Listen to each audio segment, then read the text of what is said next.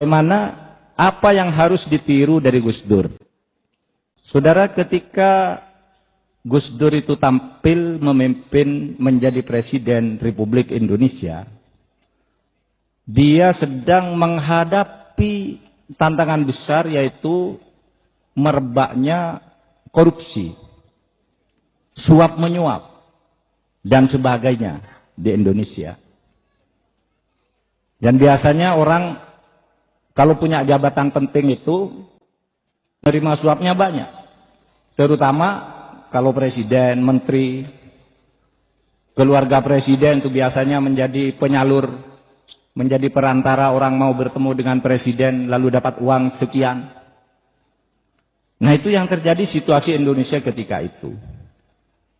Sehingga suatu saat saya kaget luar biasa ketika pada suatu pagi saya ditelepon oleh Menteri Sekretaris Negara, oleh Bapak Johan Effendi. Katanya Pak Mahfud diundang oleh Presiden ke istana hari Sabtu jam 8. Saya kaget luar biasa pertama, karena saya kenal baik dengan Gus Dur, tapi saya tidak tahu kalau Gus Dur itu kenal dengan saya. Kalau seluruh orang Indonesia kenal Gus Dur itu biasa, karena beliau sering pidato di mana-mana, ada di koran, ada di televisi. Jadi saya kenal.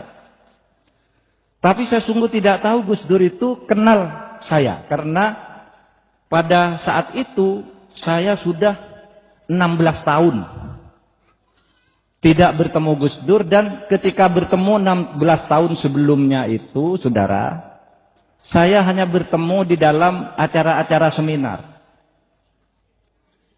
Waktu itu saya mengundang beliau ke UI, lalu saya katakan, Gus, ini UII Jogja ini yang mendirikan ayahnya Gus Dur, Kyai Wahid Hasyim. Tetapi dikesankan kok UII ini seakan-akan universitasnya Muhammadiyah, saya bilang. Coba Gus Dur datang ke kampus saya ini orang NU yang belajar di UII. Nah, disitulah saya kenal dengan Gus Dur pada tahun 83, akhir sampai awal 84. Nah, tiba-tiba ketika Gus Dur jadi presiden mengundang saya ke istana, dan kemudian Gus Dur itu meminta saya menjadi menteri. Pak Mahfud, antum saya angkat menjadi menteri, katanya. Saudara, saya kagetnya apa? Ternyata bagi Gus Dur itu jadi menteri tidak perlu kolusi. Saya tidak punya uang sepeser pun waktu itu tiba-tiba diangkat menjadi menteri. Padahal waktu itu di koran-koran. 2 hari sebelum saya dipanggil oleh Gus Dur itu, koran Rakyat Merdeka itu menulis tarif untuk menjadi menteri 3 miliar. Melalui orang dekat-dekatnya Gus Dur, si A, si B gitu, kalau jadi menteri hubungi ini nanti disampaikan Gus Dur tarifnya sekian. Tiba-tiba Gus Dur mengundang saya dan tidak ada yang bisa menjadi perantara dan sama sekali tidak bicara uang. Tiba-tiba saya percaya antum jadi menteri pertahanan. Saya bilang, menteri pertahanan, Gus, Bapak Presiden. Bukan, menteri pertahanan, katanya. Saya sendiri waktu itu sangat kaget karena diberi jabatan itu. Tetapi yang terpenting, saudara, Gus Dur itu bersih itu dari kolusi, korupsi dan sebagainya ketika memimpin negara ini. Nah, ini yang harus dicontoh ketika kita mengadakan haul. Cara memimpin seperti Gus Dur itu memilih menteri, pembantu itu bukan kolusi. Bukan melalui perantara, bayar uang, bayar itu, melalui si ini, si itu. Tidak ada bagi Gus Dur. Nah, waktu itu memang ada kejadian yang sangat menyakitkan bagi warga NU, di mana Gus Dur itu dituduh korupsi dalam kasus Brunei. Sumbangan Sultan Brunei 14 miliar dan 35 miliar korupsi di Bulog.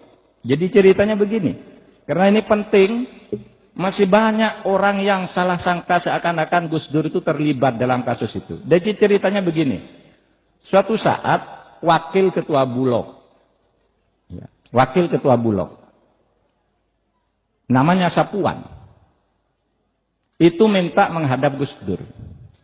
Karena kan seorang wakil ketua itu ingin ketemukan, kalau ketemu presiden hebat loh.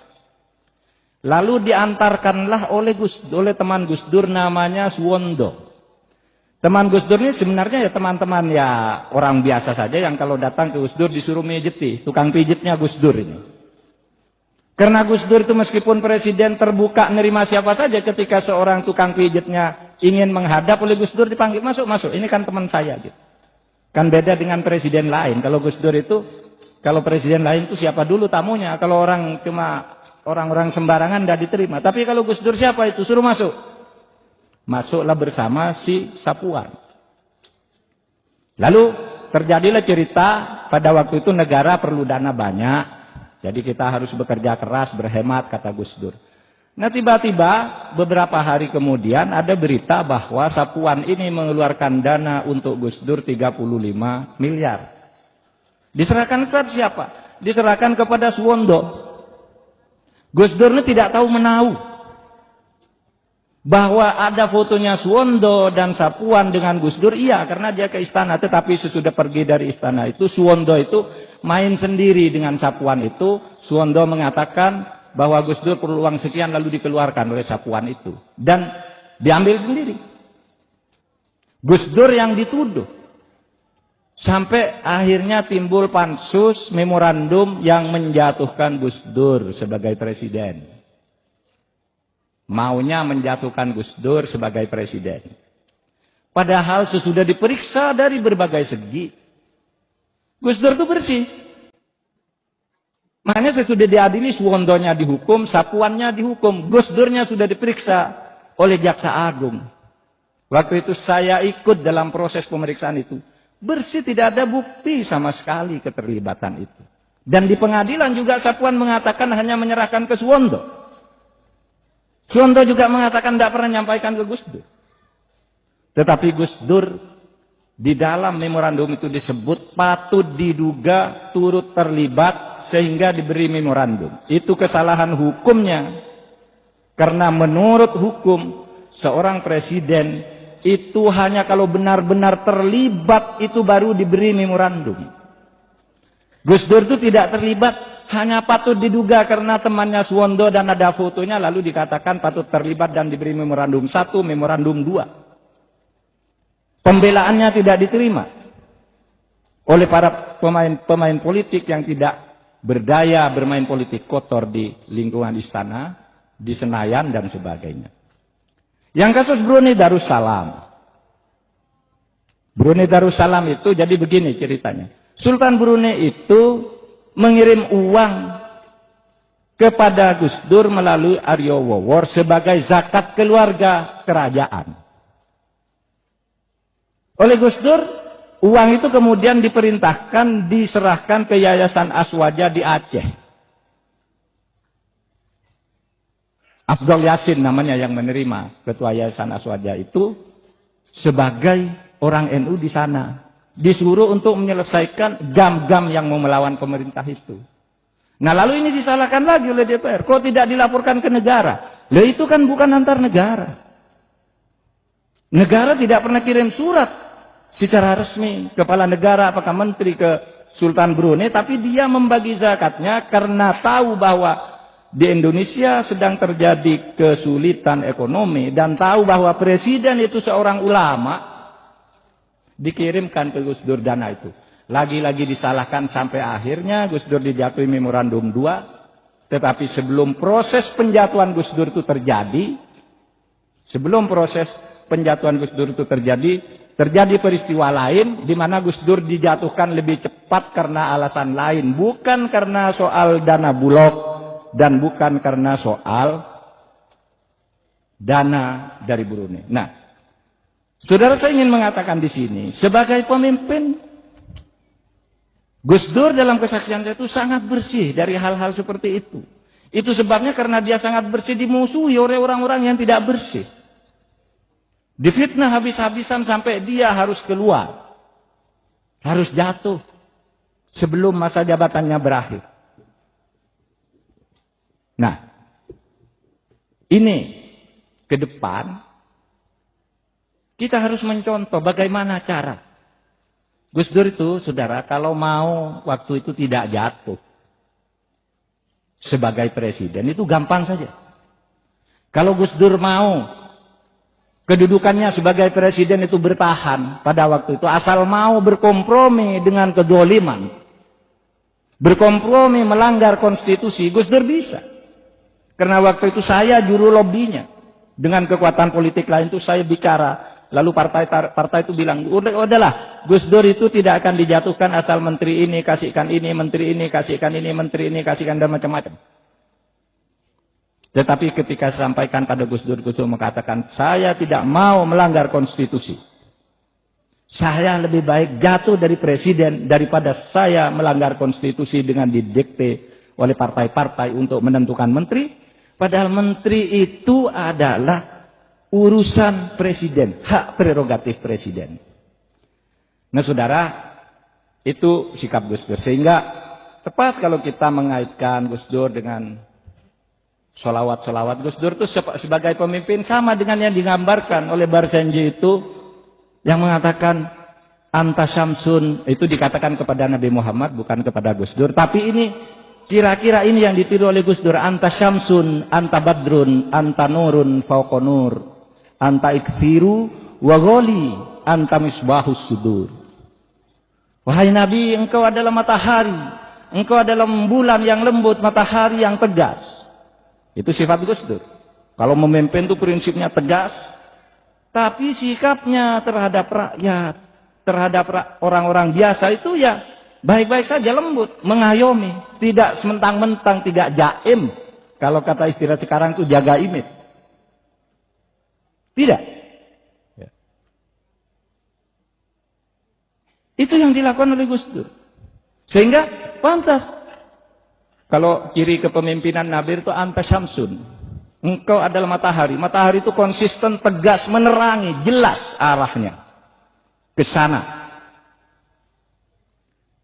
Anta badrun, engkau seperti bulan purnama. Orangnya lembut, nggak pernah nyakiti orang. Anta nurun fauqa nur, engkau adalah cahaya di atas cahaya. Anta iksiru wa ghali, engkau adalah permata yang tidak ternilai harganya. Anta misbahus sudur, engkau adalah penerang hati-hati yang gelap. Itu yang coba dicontoh oleh Gus Dur dari kepemimpinan Nabi. Dan ini pula yang diperlukan kepemimpinan ke depan. Di mana pemimpin itu punya pendirian yang tegas, bersih, menerangi, tetapi juga lembut terhadap rakyatnya.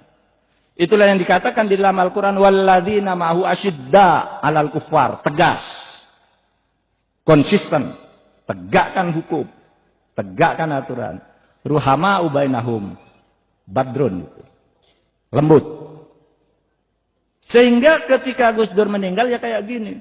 Sudah 4 tahun meninggal, orang ke kuburannya penuh terus. Setiap tahun ada haul seperti ini di seluruh Indonesia. Karena Gus Dur itu patut dicontoh. Coba lihat yang lain, mana ada yang seperti Gus Dur. Gus Dur meninggal, orang nangis semua. Dan yang nangis sih bukan hanya orang NU, bukan hanya orang Islam. Orang-orang beragama lain pun ke Indonesia nangis. Merasa ditinggalkan Gus Dur. Nah, sudah itu satu yang patut dicontoh dari kepemimpinan Gus Dur. Yang kedua, Gus Dur itu karena sifatnya yang seperti anta badrun tadi, seperti bulan. Kalau menegur orang atau memberi pengarahan kepada orang itu tidak vulgar. Dia sampaikan dengan lucu-lucu, dengan nasihat yang lucu dan berdongeng gitu. Ketika saya jadi Menteri Pertahanan itu saya tanya begini, Bapak Presiden, saya ini tidak ngerti pertahanan, tidak ngerti militer. Apa petunjuk Bapak Presiden untuk saya laksanakan? Wah katanya, saya juga tidak tahu tuh katanya. Jadi dia tidak tahu, Ngakunya enggak tahu, karena itu tidak ingin seakan-akan dia tuh pinter di depan orang. Saya enggak tahu Pak Mahfud katanya. Pak Mahfud itu kan profesor, masa tidak bisa katanya. Lalu dia bercerita sesuatu yang lucu. Begini, gini Pak Mahfud katanya. Dulu ya katanya, ada orang NU. Diangkat menjadi rektor IAIN. Saya tidak tahu nih rektor mana. Tapi lucu ceritanya. Diangkat menjadi rektor. Seumur-umur dia enggak pernah memimpin upacara, wong hidupnya di pesantren, orang NU. Nah tiba-tiba ketika jadi rektor tuh suruh memimpin upacara. Dia tanya ke stafnya, gimana tuh memimpin upacara? Oh gampang katanya. Kalau komandan upacara bilang, lapor, upacara siap dimulai. Pak Rektor bilang aja, kerjakan. Kalau ada lagu, itu lalu diberitahu nanti Bapak akan ada lagu mengheningkan cipta. Mengheningkan cipta itu gimana lagunya? Gini, lagunya gini. Da da da da da da da da da da da da da da da da da da da. Bapak terus bilang selesai. Nah, kalau sudah lagu selesai, Pak Rektor bilang selesai. Lalu kata Gus Dur, datang tuh orang memimpin upacara. Lalu ketika mulai lagu itu, mengheningkan cipta, mulai. Kemudian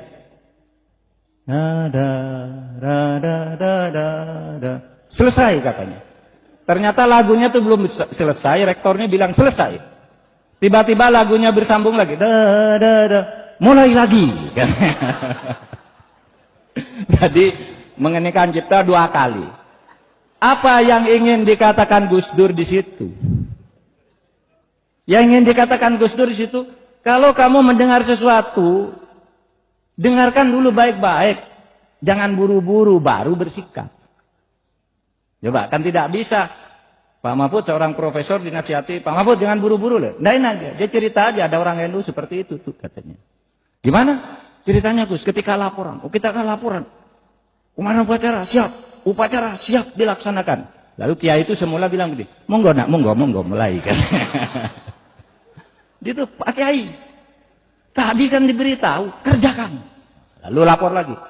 Upacara siap dilaksanakan. Lalu sang kiai itu yang rektor bilang, kerjakan. Lalu yang upacara itu komandannya bilang, kerjakan. Loh, kamu kok nyuruh? Kan saya yang nyuruh kerjakan. Nah, itu caranya Gus Dur itu memberi nasihat, tidak pernah nyakiti orang lain. Dengan guyon aja. Bagaimana caranya? Ngambil keputusan yang tepat. Kata Gus Dur, agar seorang pemimpin itu tegas. Ngambil keputusan itu tidak ragu, tidak diombang-ambingkan oleh opini. Gus Dur bercerita begini kepada saya waktu itu. Pak Mahfud katanya, gini loh. Dulu, waktu Pak Harto menjadi presiden awal-awal itu, di tahun 67, Pak Harto itu mempunyai 2 ajudan. Yang satu ajudannya tentara, yang satu ustadz. Gimana Gus? Lo tentara kan ustadz kan beda tuh katanya. Kalau tentara itu memulai segala sesuatunya memulai dari yang kiri. Misalnya maju jalan, kiri yang jalan dulu. Kalau ustadz itu harus mulai dari yang kanan. Karena Nabi mengajarkan makan, melangkah, gitu, masang baju, lengan, itu mulai dari yang kanan, yang sunnah. Tapi kalau tentara mulai dari yang kiri. Sehingga suatu saat Presiden Soeharto mau pergi ke suatu tempat. Ketika kakinya mau naik yang kanan, sama tentara dipegang. Jangan Pak, ini tentara. Mulai dari tangan kiri, dari kaki kiri. Ketika kaki kiri mau mulai, si ustadz yang pegang kakinya presiden. Jangan Pak, menurut Nabi harus mulai dari yang kanan. Terus kanan kiri, Butin itu sudah duduk di dalam. Ini apa sih kok ribut? Lalu Butin turun, apa ini kok Pak Harto tidak naik-naik? Kata si tentara, Pak, mau diizin Bu, ini Bapak mau naik dari kanan. Tidak boleh. Tentara harus dari kaki kiri. Si ustadz bilang, tidak boleh Bu, menurut sunnah Nabi mulai dari kanan. Lalu Butin, memang apa-apaan kamu? Apa Pak Harto suruh rompat sama kamu? Ayo Pak, naik katanya. Didorong Pak Harto tidak tahu lagi apa naik kanan apa naik kiri, pokoknya masuk. Itu artinya apa? Kata Gus Dur, mengambil keputusan jangan terombang-ambing oleh orang lain. Anda harus punya pendirian. Kalau Anda sudah punya pendirian, pertahankan pendirian itu. Nah, jadi Gus Dur itu banyak cerita-cerita lucu gitu, tetapi sebenarnya ingin memberi pesan moral. Bagaimana mengatur negara ini dengan enak. Pertama, kebersihan, ketegasan. Yang kedua, dia tidak sewenang-wenang terhadap orang lain. Pernah. Yang ketiga itu kan Pak Mahfud katanya. Ini ada cerita. Kenapa? Ini zaman reformasi katanya. Kan kiai yang seumur-umur itu dulu ditekan oleh Orde Baru. Tidak ngerti politik, tidak ngerti pemerintahan. Tiba-tiba katanya PKB menang pemilu. Banyak kiai yang dulunya tidak ngerti urusan politik, tidak ngerti apa-apa, harus duduk di DPR. Terus gimana Gus? Lalu bercerita Gus Dur, gini katanya. Ada kiai dari Madura katanya. Nah, saya dicitai kiai Madura karena saya orang Madura mungkin, lalu ceritanya kiai Madura. Gimana Gus? Kiai itu berangkat ke Jakarta naik pesawat. Itu untuk pertama kali kiai itu naik pesawat sejak hidup. Sebelumnya karena zaman Orde Baru tidak mungkin naik pesawat. Dia sekarang mau dilantik anggota DPR. Naik pesawat. Lalu tiba-tiba sesudah duduk di dalam, pramugari itu mengumumkan, para penumpang yang terhormat, pesawat akan segera take off. Harap semua penumpang memakai sabuk pengaman masing-masing. Pakai seat belt. Semua pakai, yang kiai ini tidak pakai. Didatangi sama pramugari, Pak, Bapak ini mau terbang, pakai tuh sabuknya. Untuk apa sabuk? Ya untuk pengaman loh. Nah dibuka bajunya, saya sudah punya sabuk sendiri, bawa dari rumah. Jadi tunjukkan sabuknya yang besar itu, ini saya sudah bawa sabuk sendiri, katanya. Bukan Pak, ini untuk pesawat, ini pasang, ini cara memasangnya begini, masukkan begini, kalau mau dikendorkan tarik begini. Nah rupanya pramugari ini tidak beritahu cara membukanya. Lalu dipasang, sesudah tiba, para penumpang silakan turun. Nah yang lain tuh turun semua buka sabuk, yang ini tidak bisa buka. Gimana dibukanya? Kata sang kiai, kan tidak pernah naik pesawat. Tidak pernah naik pesawat, gimana dibukanya? Semua orang sudah habis ditanya oleh pramugari, Pak, kok tidak turun Pak?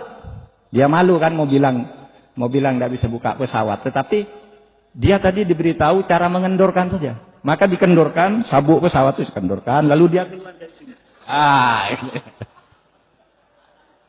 Nah itu ceritanya Gus Dur. Jadi sama Gus Dur itu enak.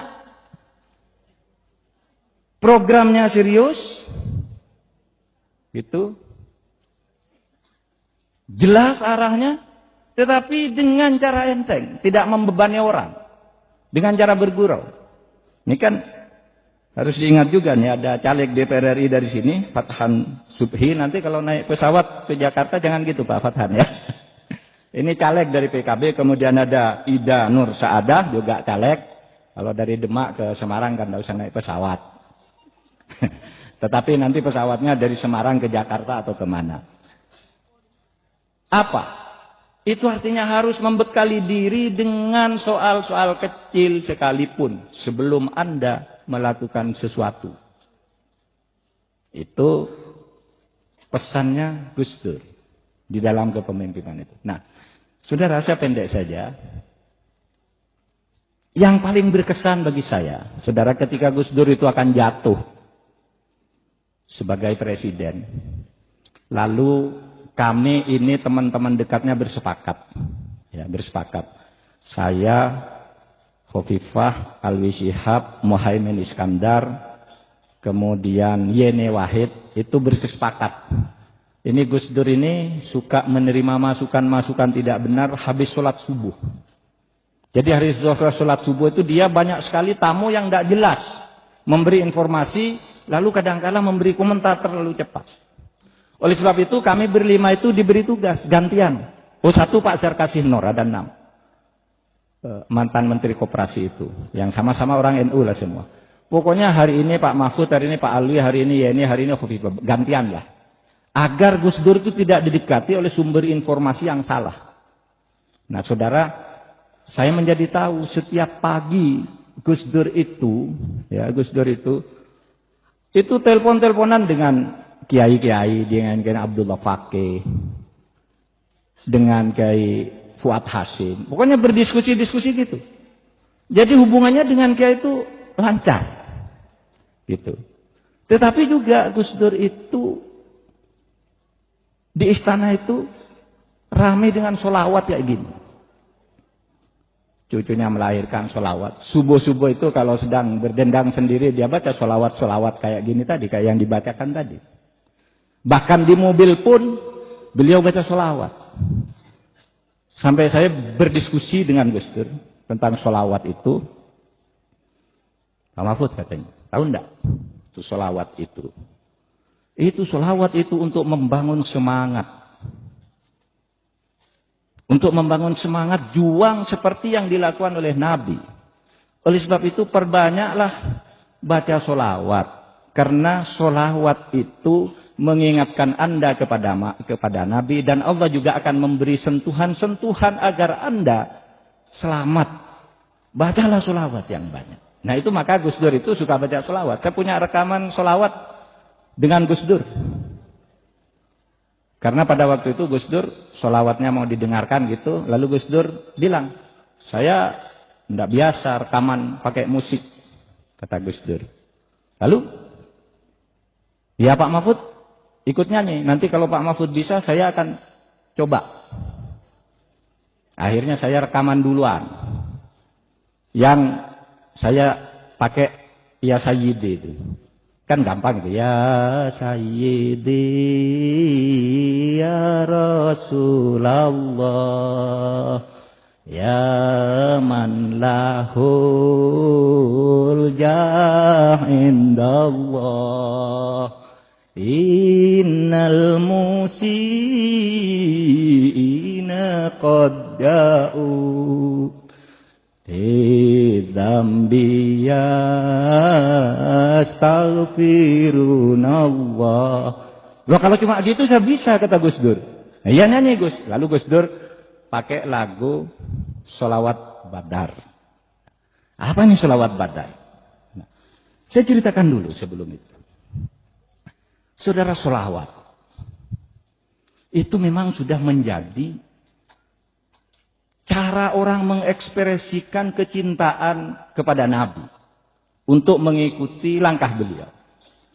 Dan sholawat itu biasanya sangat menyentuh. Misalnya kalau saudara sholawat tarhib. Sholawat tarhib yang sering kita dengar itu ciptaan Mahmud Al-Husari, dekan Fakultas Ilmu Al-Quran di Universitas Al-Azhar tahun 50-an. Tahun 53 dia ke sini. Lewat Solo dibajak oleh recorder, pencetak kaset, pabrik kaset rekaman Lokananta di Solo itu dibajak dia karena di sana terkenal bikin sholawat. Lalu disitulah dia direkam pertama kali sholawat tarhim yang sampai sekarang dihafal oleh orang Indonesia itu. Apa sholawat tarhim? Assalatu wassalamu alaik ya Imam al-Mujahidin ya Rasulullah dan seterusnya. Itu selalu kita dengar. Jadi sholawat itu rasa, wahai sholawat dan salam bagimu wahai Rasul, wahai pemimpin pejuang-pejuang agung. Coba, indah sekali. Apalagi ketika sampai ke refrennya.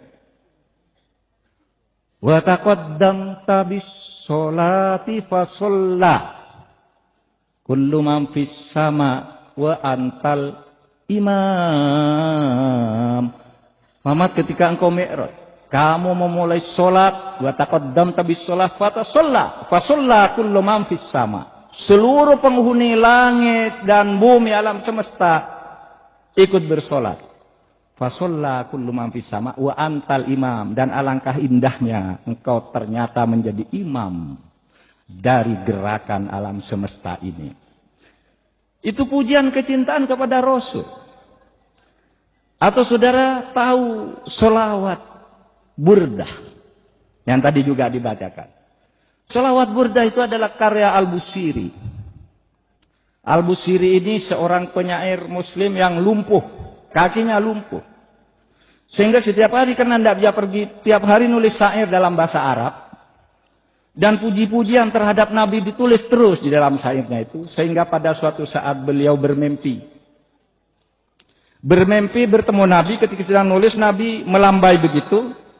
Lalu Al-Busiri ini lari, wahai Nabi, alangkah bahagia engkau bisa datang kepadaku. Dia lari-lari lalu terbangun. Ketika terbangun itu lumpuhnya sudah sembuh. Yang sembuh lumpuhnya itu bukan mimpi, sungguhan sembuh sesudah itu. Ketika dia melihat Nabi melambai-lambaikan burdah, selendang. Nabi, alangkah bahagia saya bisa bertemu engkau, engkau datang kepadaku. Al-Busiri lari. Ngejar kemudian terbangun, Nabi tidak ada tapi dia bisa berjalan. Sesudah itu dia menulis sholawat burdah yang sangat terkenal itu, yang di Indonesia banyak dihafal di pesantren-pesantren. Ya, sholawat burdah. Maulaya sholli wa sallim daiman abada ala habibika khairil khalqi kullihim.